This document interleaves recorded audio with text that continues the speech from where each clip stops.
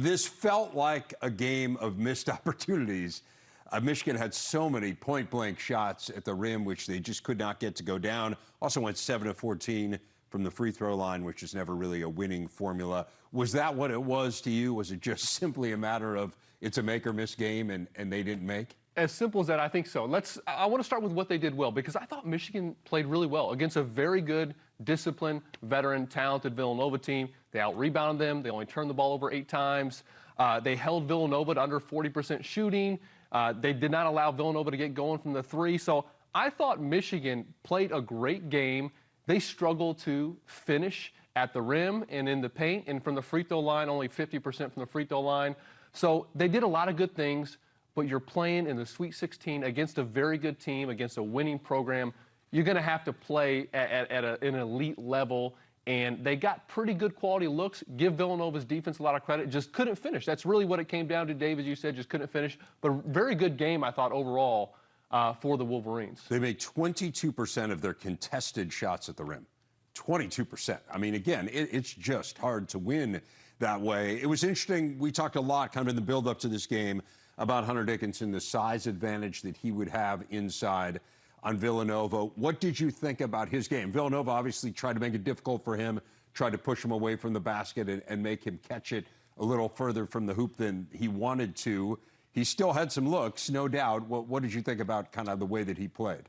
Yeah, he missed some early on, and I think that kind of gets to you a little bit. And look, Villanova, they're a physical team. While they don't have the height, no 7-footers on their team, they're very physical, they're aggressive, they're active. You see how compact they are, and if you're not able to extend them by making shots, they could really harass Hunter in the paint and congest things, make it difficult. Villanova is just such a disciplined team. You know, they're switching a lot, so there's almost always a mismatch when you think of, okay, Dickinson's always got 4 or 5 inches, maybe more, on whomever's guarding him. I thought sometimes Michigan was a little bit stagnant. They didn't move the ball from side to side. They're kind of trying to force feed it into Hunter Dickinson. Therefore, Villanova's got 10 eyes looking at who's got the ball and know where they want to go to, as opposed to getting some more motion, getting some more ball movement, maybe getting Hunter Dickinson in more favorable positions to score. But look, he got the ball, in some decent spots, just couldn't finish. Look, 15 points, 15 rebounds, but when you take 16 shots to get those 15 points, that's not really going to get it done here at this level. It felt like the reality of the situation here for Michigan down the stretch from where I sat was you could count on Dickinson and Brooks to be pretty reliable, and you kind of knew what you were going to get from them. And then to win games, you needed some of these other guys to step up and have a huge game. And Caleb Houston just couldn't get it going for whatever reason last night. It just didn't feel like there was another option where someone got hot. Yeah, the keys for me this season for Michigan has been Devontae Jones and Moussa Diabate. Right. Hunter Dickinson and Eli Brooks were good from start to finish, consistent. And look, I think going into the season, we saw the potential in these 4- or 5-star freshmen. You see potential, but really what gets it done is consistency. And besides Dickinson and Eli Brooks, consistency was hard to come by. Now, I did think Devontae Jones and Moussa Diabate throughout the season became much more consistent. It's unfortunate that Jones wasn't 100%, I don't think. Even if he recovered from the concussion, obviously he hadn't been getting the reps, the conditioning that he was used to, because he was playing very well. I would have liked to seen Frankie Collins a bit more. I thought he gives them a punch with his athleticism, with his creativity to maybe create some opportunities offensively. Same with Moussa Diabate. Only played, I think, 20 minutes last night. Had some turnovers, was out of position sometimes on defense, but he's a guy with his motor, his talent. I thought he maybe could have given him something that Terrence Williams, that Brandon Johns didn't give them, and he didn't really get it going, didn't have those opportunities last night. But look, you got to give Villanova a ton of credit. You think of their versatility, I thought was difficult for Michigan. That goes on both ends. Because they're switching so much, that forces you to play one-on-one, and it's tough to do that against such a stout defensive team where all 5 guys can really defend. And then offensively, Michigan did a good job. Look, they did a good job on Colin Gillespie. He goes 4 for 14. Justin Moore got going early on. Jermaine Samuels was the guy, though, that was difficult. Right. Hunter Dickinson was matched up on him quite a bit. And when I look at that Villanova team, this is positionless basketball. Justin Moore, Caleb Daniels, Jermaine Samuels, I almost can't tell them apart. They all can shoot the three. They all can take you off the bounce. They can play in the mid-range. They can play in the post. And Michigan, I don't know how many guys they've seen this year. They did a pretty good job on a couple of them, but when you talk about a third guy, well, Jermaine Samuels was that guy that Michigan didn't have an answer for, and he was really the difference in that game. No, he was, and drove the ball, I thought, really well. It was interesting in watching that game because in the build-up to this one had talked a little bit about how effective Michigan's zone had been against Tennessee. And the possessions where I saw that Michigan went to zone last night were highly unsuccessful, right? I mean, it just felt like kind of Villanova was ready for any wrinkles that Michigan had. It wasn't a great offensive performance by any stretch. I mean, they shot 37% in the game, but it did feel like, and I said this a moment ago, but like every time it felt like there was some game pressure on Villanova, they had an answer. They kind of had somewhere they could go.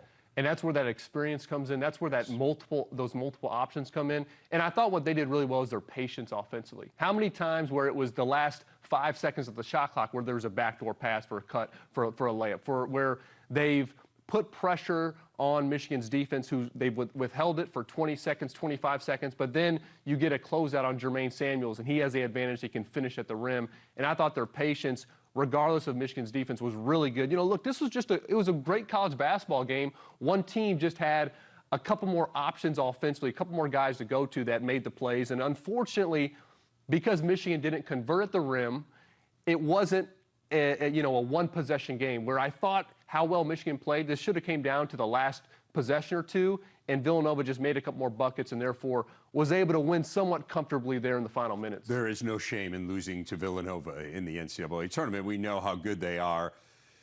What do you make of this season here for Michigan? I mean, there was a time where this team was 7-7. They were 1-3 in the Big Ten. They kind of felt dead in the water after being a preseason number 6 team.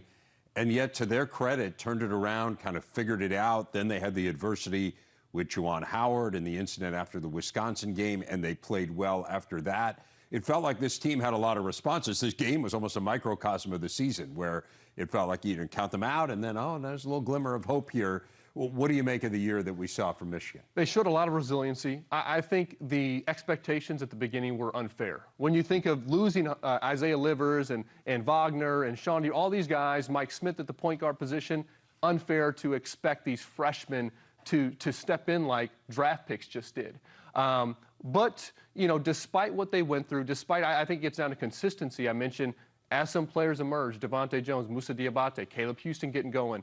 I thought that's what gave them the ability to win some of these tough games. And when you step back, when you look at this season, when you look at the adversity, they got to be proud of what they accomplished. And to see that kind of come together in the NCAA tournament, beat a good Colorado State team, beat a very good Tennessee team, really battle one of the best cultures in college basketball in Villanova down to the final minutes.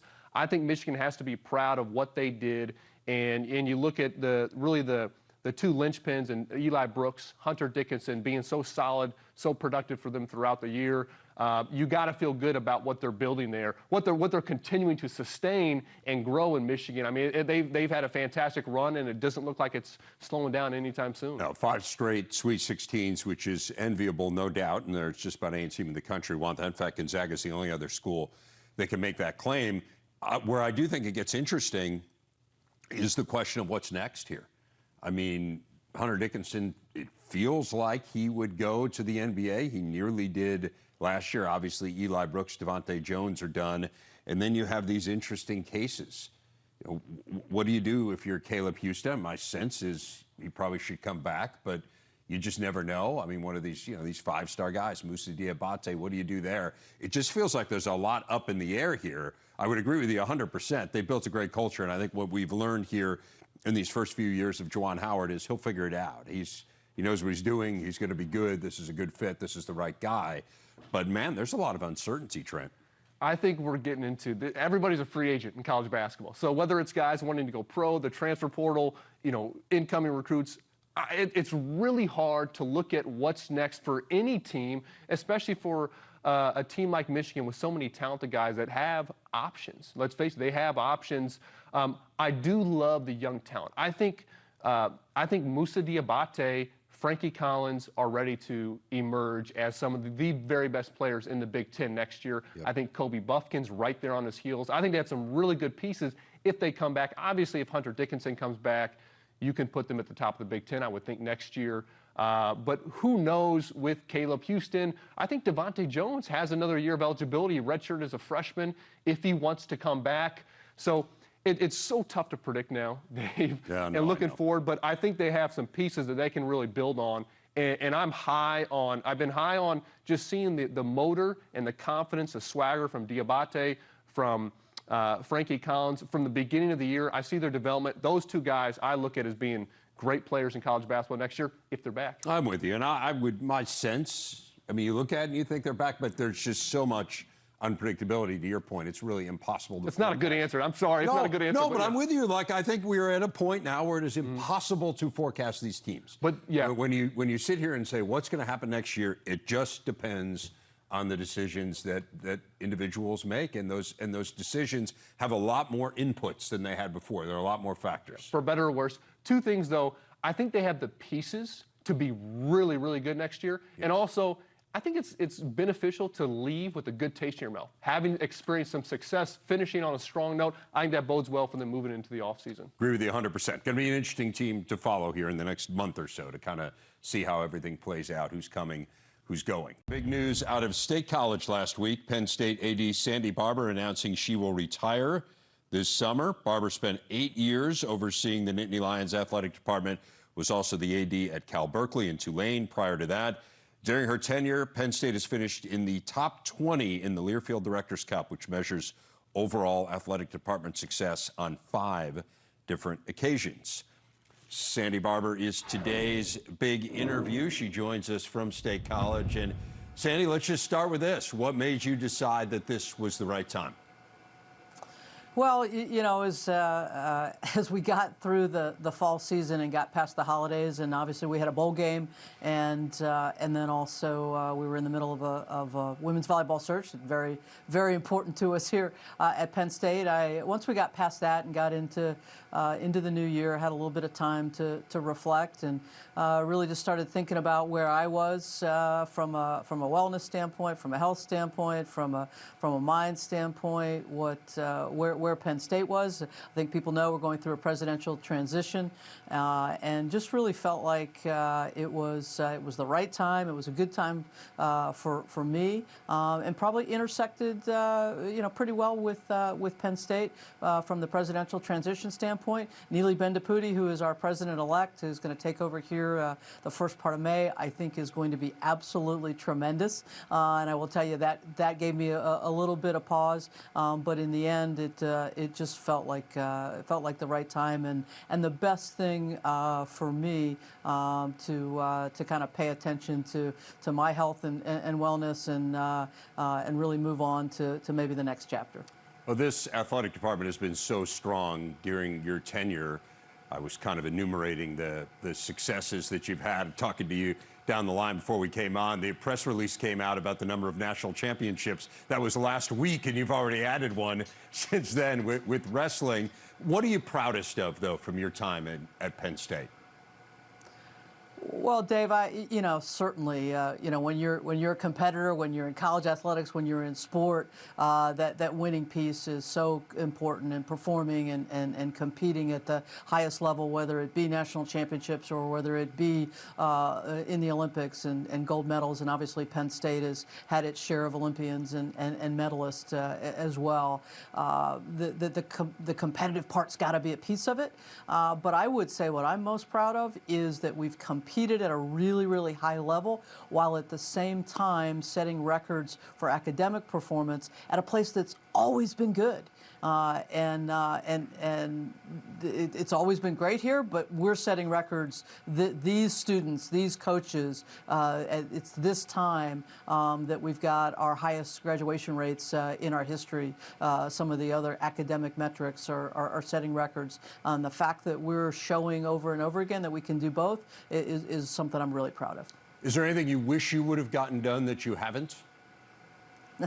Oh, there are lots of things. We set a pretty ambitious agenda as it relates to some of our infrastructure, as it relates to facilities. I think, we've made some really, really good progress. COVID these last 2.5 years certainly has slowed us down a little bit, but frankly not too much. Certainly did from a financial standpoint, setting us back in both FY21 and FY22. I'm sorry, FY20 and FY21. I wish that we'd been able to make more progress, but I think from a facility standpoint, but I think the stage has been set. It's interesting when you talk to people or hear what people say about you in your career, leadership always comes up and the way that you interact with people, that you are someone who just cares deeply about everyone who's around you. And it's interesting, I know in your background, your dad, Hank, was a military officer in the Navy, was shot down in Korea and was hugely influential in your life, someone who took you under his wing as his sports fan, right? And you guys went to games together and whatnot. What did you learn from him, though, about leadership? Yeah, I appreciate that question, Dave, because, my dad really introduced me to sports, which ultimately gave me the career that I'm so honored and privileged to have had. But I also had the opportunity to, I think it was probably before, bring your daughter to work kind of thing, but I had the opportunity to hang out with him. He was the commanding officer on the USS Guadalcanal, the USS Monrovia, and although it probably was against the rules from a government standpoint or the Navy standpoint. I spent time on the ship and I got to see him with his men. Frankly, at that point in time it was all men, which is probably why it was illegal that I was there. But anyway, they can't come get him now. And I saw how clearly he wasn't going to ask them to do anything he wasn't willing to do. I saw how clearly how much they appreciated him because they knew he was all in. They knew that he had their backs, and I think that was just really influential on how I ended up being a leader, how I ended up leading, and how I feel about the people that I work with and for. Now, you and I go back a long way. Of course, when you were an assistant athletic director at Northwestern, I was on a student faculty athletic committee that you were on as well. So I have known you since then and followed your career from afar. And then it was wonderful to reconnect when you got to Penn State. And one of the things that's always interested me is how this business has changed in that time, right? And so I guess I'm just curious, when you think back to Sandy Barbour in the late 80s as an up-and-coming athletic administrator, what do you wish you would have known about this business then that you know now? Well, first of all, Dave, I was 12 and you were 6. So yes, I was a prodigy. Yeah. Yes, yeah. There you go.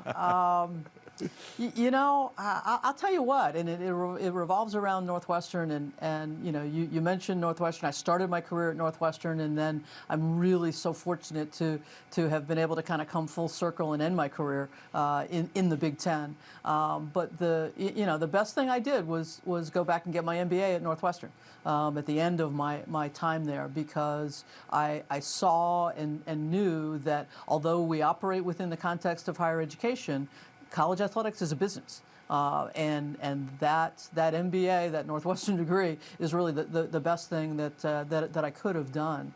But in terms of, so many great things have happened over the course of my 41-year career in terms of opportunities for all student athletes. Certainly opportunities for women, no doubt about that. But just the way in which we present opportunities to students and the opportunity to combine not only the academic endeavor, the educational endeavor, but obviously the athletic, the sport, the performance endeavor. I think that probably the thing I regret, and we regret as an industry, is that we've not told our story well enough in terms of what benefits do accrue to student athletes, and it's put us in the position that we are partially. It's put us in the position that we are today in terms of some significant portion of the world and our constituents here in the United States feeling like not really understanding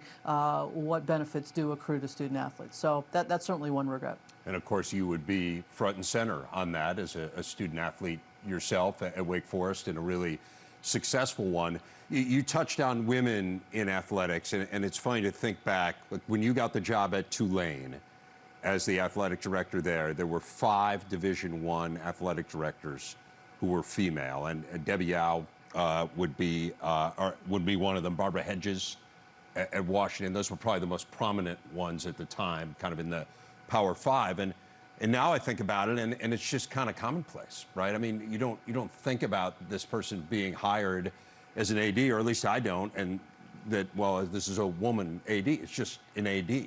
So how have you seen that role for women in college athletics change in the time that you've been an athletic director?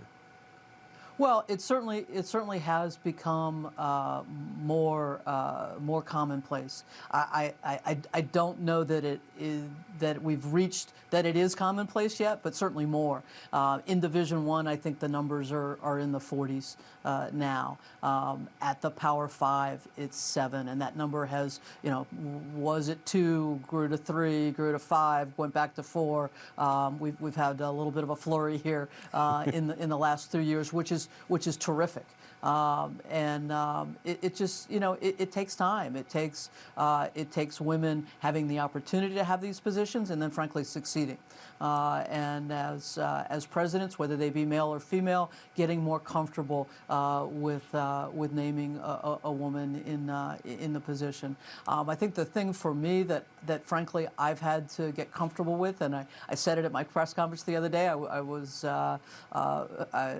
admitted that probably early on, and particularly maybe in 1996 when I became the athletic director at Tulane, I recoiled a little bit from the female athletic director and role model for women kind of thing.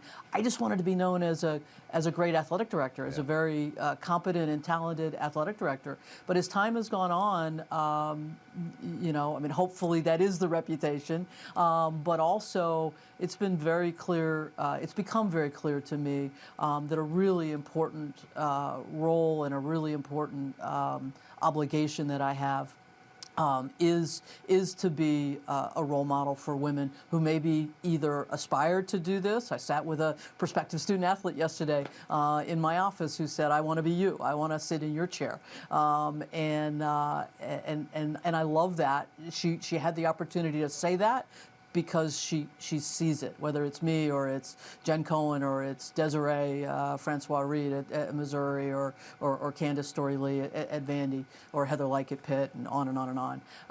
So I think that that's a role that I have become much more comfortable with and embraced, because I do think it's so important that young women have the opportunity to see that they can be anything they want to be, whether it's head coach, whether it's athletic director, whether it's vice president or president of a professional sport organization, and that's a role I'm much more comfortable with today than maybe I was 25 years ago. There's so much stuff that we could cover here. Got a couple minutes left. I do want to ask you, you kind of hinted around the margins earlier about kind of the narrative of college athletics and how it's being perceived nationally. It has changed so dramatically here in the last couple of years, Sandy, and you and I have had conversations about this. We've had conversations about NIL and how it's being applied. What do you think kind of the most challenging issues facing college athletics here are in the midterm, maybe the next 5 years, and then in the long term, 10 or 20 years?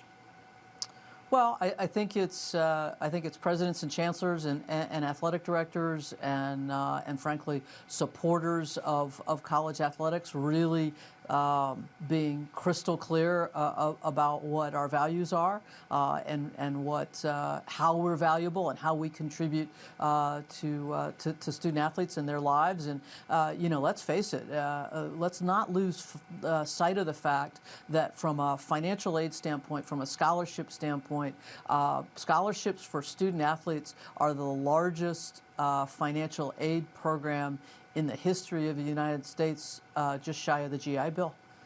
And think of all the impact that college athletics has made on students based on availability of scholarship aid and the ability to go pursue a degree based on your athletic ability. I don't ever want us to lose sight of that. So I think really getting crystal clear, laser focused on that will help us make decisions, because I think we're going to have a lot of decisions to make as we go through this. Dave, because we've talked about it, I have always been a big supporter of name, image, and likeness from the standpoint of providing our student athletes, the opportunity to do the same thing that every other student on our campus can do. Now they have a larger platform typically than the typical student, but I think where we've gone astray a little bit is, and we were naive to think this wasn't going to happen, but where it's intersected with recruiting. I think the marketplace is going to do a lot of the work for us over the next 2 to 3 years. But I think there's going to be we're going to need to navigate the intersection of the law and all of the challenges we've had from a legal standpoint and what restrictions we can and can't put on. But really let our values on campuses do the work, do the heavy lifting for us. It's a fascinating time. Sandy Barbour, thank you so much for your time. It has been such a pleasure to intersect with you here over these last 8 years in your time at Penn State, and I hope we'll see you down the line here. Women's NCAA tourney resumes tonight with the Sweet 16. 2 Big Ten teams will be in action. Ohio State battles Texas at 7 Eastern. That's followed by Maryland and Stanford. Tomorrow features Indiana, UConn, and then Michigan battling South Dakota. Megan McEwen is here, been breaking down this tournament with us here for the last couple of weeks. So let's start with Maryland and Stanford. And we've talked a lot about this matchup in the context that they played earlier this year, that Maryland was shorthanded, and now they get to play Stanford at full strength. So give us a sense of what you would expect in this game tonight. First off, I'm so excited for this matchup because I think it's going to be Final Four-esque. Two really great teams with strong coaches in Tara Vanderveer for Stanford and Brenda Fries for Maryland. These two teams met, as you alluded to, back in November. However, they looked completely different then than they do now. First off, Stanford was without, Cameron Brink, their leading scorer, who's a forward. She was sick that game, only played 9 minutes. Maryland only had 7 players available for that game. Diamond Miller did not play in that game, nor did Katie Benson, and that's a combined 24 points per game. Not to mention, Stanford did a really good job holding Angel Reese in check. She was 2 for 13 from the field. She fouled out of that game. Ashley Owusu had 30 points. However, Stanford really was able to control pace of play in that game. This time around, I'm looking forward to seeing how Diamond Miller is going to affect Stanford, as is Katie Benson. The first time they played, Stanford's defense really packed the paint and didn't allow a lot of dribble penetration to happen, which is where Maryland's so good. They forced Maryland to try to beat them from 3. This time around, they're going to have to come out to the 3-point line because Katie Benson can knock it down at a high clip. You're excited about this game. I get the sense, we had Brenda Fries on yesterday, I got the sense she's really excited. Oh, yeah. Like she feels, they did not have their whole team practice together until the practices just before they started the NCAA tournament. Which is crazy. It's just staggering. So for those who haven't seen Stanford, like in a nutshell, obviously they have great players and they have very good players, yes. Yeah, I mean, so they got a lot of the things you need, but like what makes them so great? Yes. It's a great question. But they're coming off, they're the reigning national champions in women's basketball, first off. They have such balanced scoring, and Stanford plays so fast. I mean, Maryland plays fast too, but Stanford has 5 players that can get up and down on the floor, and everybody can shoot and attack off the dribble. It's also going to be interesting to see how Maryland guards Cameron Brink, who leads the Stanford Cardinals in scoring. Not to mention, Stanford can also play a little bit bit of defense. They led the Pac-12 in defensive scoring with 56 points a game allowed. So that type of slow pace of play doesn't necessarily fare well against teams who like to play fast like Maryland.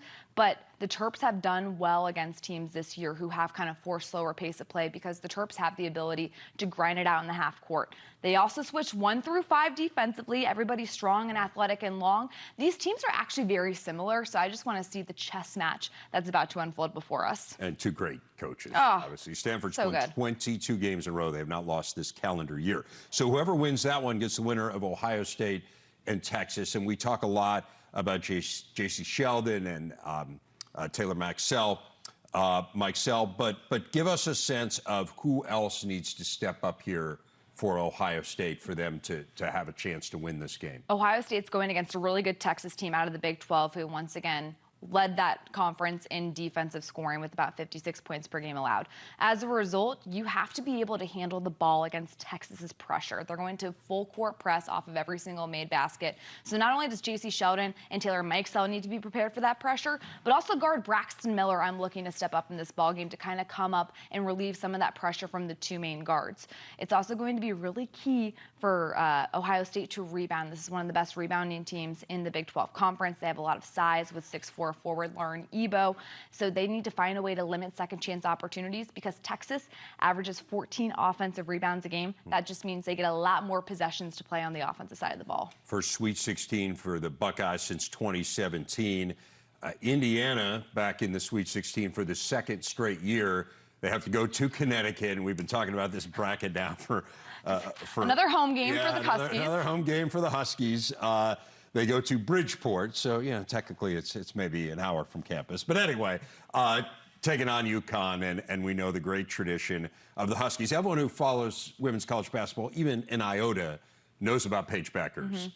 Who else do we need to know for UConn? Give us a sense for the I mean, rest how of much this team. longer do we have in this segment? We can go through everybody. Yeah.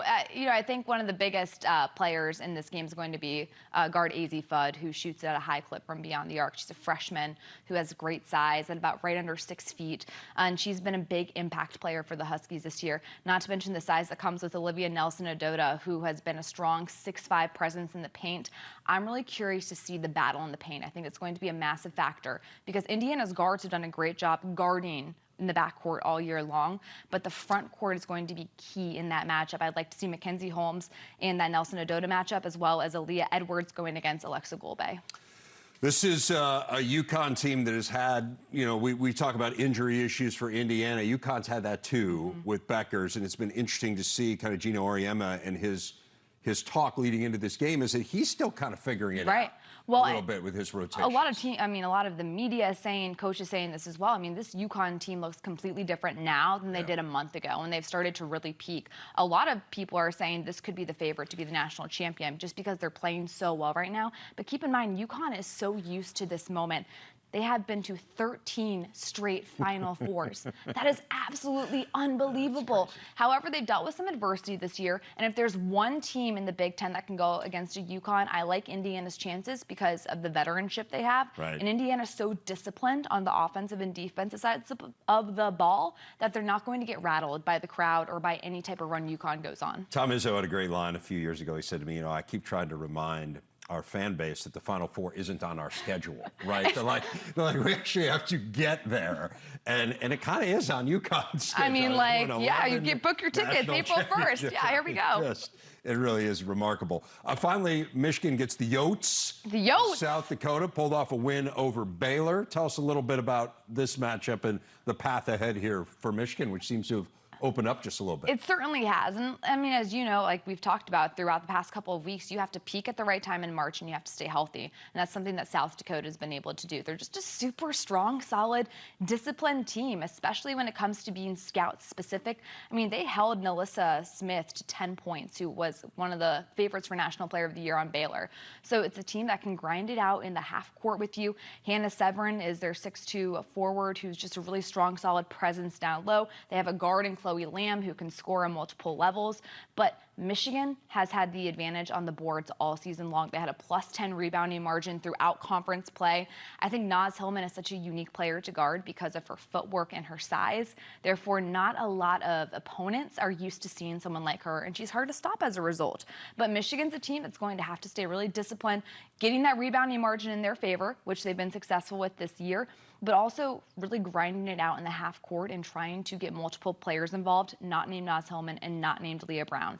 I like to see a player like a Maddie Nolan step up and knock down threes. Wolverines have never made it to the Elite Eight. So you win here. Ooh. It's your deepest run ever. And then potentially Louisville, which should be a rematch when they've played already. So that would be another game that would be interesting to say, look, all bets are off. It's March. Anything can happen. You know that better than anybody. Yeah, no, well, we have seen that. And we've seen that with this tournament, which I think has made it pretty cool. Because when we talk about that, has not been the history of the women's tournament. But things are changing in the women's game. And Michigan hoping that tonight things kind of hold form, right? Let's let the seeds hold for one night, at least from the Wolverines' point of view. Great stuff from Megan McEwen. And Paul Caponigri is here. He's in Loveland, Colorado, calling one of the regionals. Let's focus, though, on this game from last night. First, Paul, what a crazy game. What did you take away from Notre Dame's victory? Well, first of all, always, right, in March, there's some drama. It was so weird with the clocks. For people that didn't see it, there were two different time clocks. One looked like the goal didn't come close to being on good. The other one looked like there was 0.4 on the clock. So kudos to Notre Dame to, the roller coaster ride of thinking they got it won. Instead, they go to overtime, and they took care of business pretty quick. The Slaggert brothers scored both goals. They're key guys for them in this tournament. And then don't underestimate the importance of Matthew Galida, the transfer from Cornell. This is the reason they got him. He came up big late in the game, stopped a penalty shot in a 1-1 game in the third period with under 10 minutes to go. He was big down the stretch. And then, like I said, the Slaggert brothers took over. Jeff Jackson saying after the game, I tell my team never to get too high or too low, which seems like really good advice this time of year. That's why they always have great success in the tournament. And that game last night, I mean, just a prime example of it. It is deflating when you think you've won the game and then you have to go play overtime, and yet they pulled it off, as we saw. And so now they get Minnesota State. They get a day off before they face the Mavericks. But what's the challenge against Minnesota State, who is the top seed there? Yeah, Minnesota State has been number one in the country almost the whole season. Some people say their conference is a little weaker, and that's why they've had success, but they've been a tough team. My junior coach for 3 years, Mike Hastings, is the head coach at Minnesota State, so I know him well. He's a great coach, has a team well prepared. So it'll be a great challenge. Two great coaches going against each other. And, this is kind of new in the last while that they've had a day off between games. I love it. They used to go back-to-back days, and I think you didn't get as good a hockey as you will now. With a full day of rest, teams get to prepare a little better and be fresh. I think you're going to get the best level. So I like that. And, like I said, Jeff Jackson has taken his team to numerous Frozen Fours. He knows how to prepare and get his team in the right set frame of mind. So it's just going to be a great battle. It should be. Mavericks are red hot. They have won 16 straight. They topped Harvard in their opener. Michigan is the #1 overall seed in this tournament, and we have talked all year about this Michigan team. They have 4 of the 5 top picks in the NHL draft. They chose to go to school this year essentially for this, one would think. I mean, it's nice to win the Big Ten, and that's a big deal. But this is the ultimate goal for everyone, is an NCAA championship. How much pressure do you think is on Michigan as they head into this opener against American International? I think there's some pressure. I mean, you'd be lying if you said there wasn't, but they're just such a confident group. And, when guys decide to leave millions and millions of dollars on the table for another year to play college hockey, the first 2 things they wanted was the experience of playing against friends in front of the great fans at Yost Ice Arena, which they got to do. Yes, the Big Ten championship was great, but this was the other major thing. I'm sure they sat and talked about it when they made that decision. So the confidence of these young men is off the chart. So, of course, maybe a little pressure in the back of their minds. I think maybe, Coach Mel Pearson might feel a little more pressure because I think if you look in 5 years from now when these guys are, playing in the NHL and having a lot of success, you'd say, how did this team not win a national championship? So yeah, there's, it's going to be pressure, but I think if they can play well today, I think the first game's always the hardest because, you're just an unknown, and they didn't get to play last year. If you recall, with COVID issues, they did not get to play their NCAA tournament game. Right, that was really interesting. Where at the last minute, essentially, last year, they had to pull out of the tournament. So they get American International, and then we'll see where they go from there. Meanwhile, Minnesota, they are the 2 seed in the Worcester region, so that is in Massachusetts, and they have to play UMass, who is the defending national champ.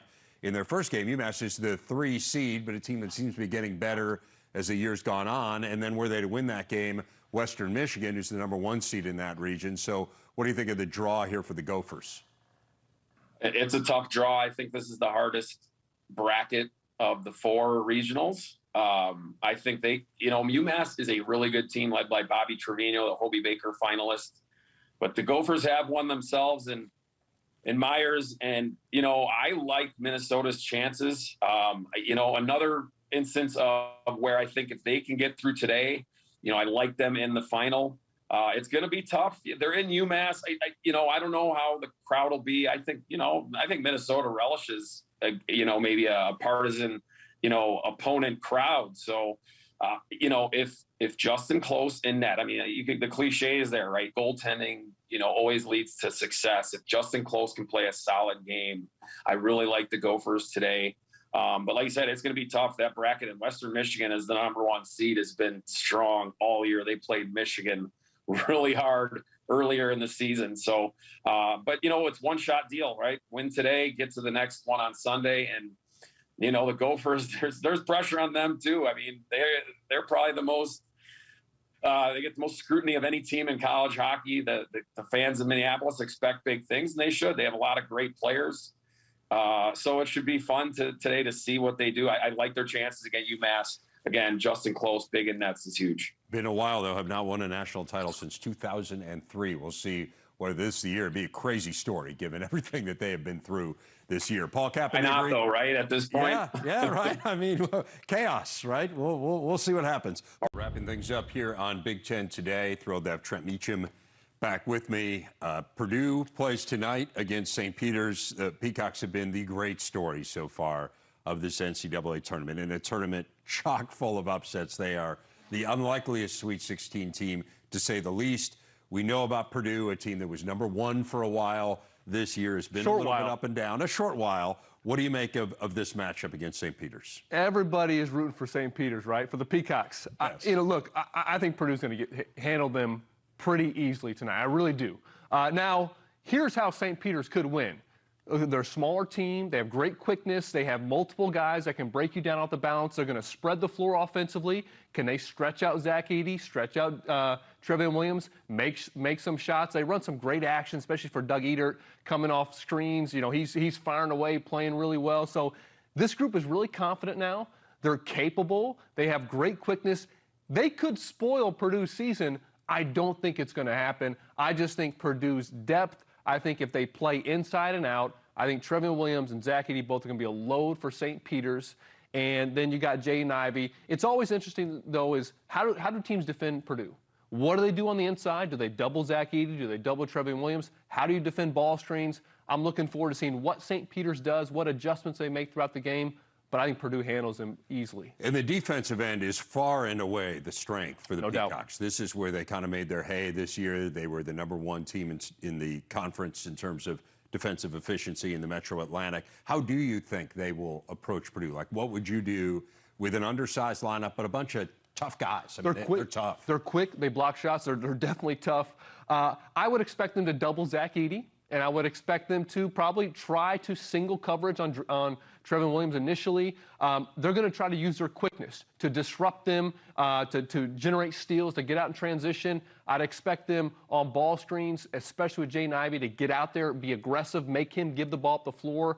They would maybe guard Eric Hunter, Sasha Stefanovic differently, but I would expect them to try to cause some havoc with their quickness, both inside and out. I think that's what they have to do, generate some offense from their defense. It's interesting. So you think they'll single cover Williams largely because he wants you to double Now, him, Texas right? did that too, and he burned Texas. I think Yeah. they'll start with that, but I would not be surprised if Shaheen Holloway makes adjustments when needed. I've always felt like he invites the double, right? Like he relishes it. He loves because making those he passes, loves- you know. He loves them. Yeah, and he's great. I mean, he's one of the best. passive Purdue's big men got to get it done tonight. I think they will. You know, anything can happen, though.